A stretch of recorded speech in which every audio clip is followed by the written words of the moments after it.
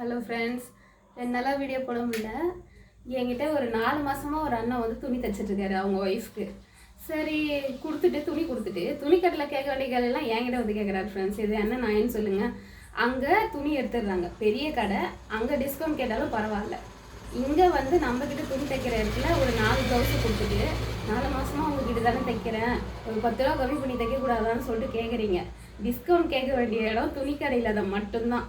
சின்ன கடையில் நாங்கள் வாடகை கொடுக்குற கடையில் வந்து டிஸ்கவுண்ட் கேட்க முடியாது, நாங்களும் தர முடியாது. எந்த கஸ்டமராக இருந்தாலும் நான் அப்படி தான், ஒரே ரேட் தான். நான் ஒரு 100 நார்மல் ப்ளவுஸ் வாங்குறேன்னா அதே தான் அவங்களுக்கும் போட போகிறேன். நீங்கள் லைனிங் எடுத்து கொடுத்துட்டா நான் வந்து 200 லைனிங் எடுத்து தைச்சேன்னா ஒரு 240 அதான் நான் தைக்க போகிறேன். ஆனால் டிஸ்கவுண்ட் கேட்குற இடம் வந்து துணி கடை தான், நம்ம கடை கிடையாது.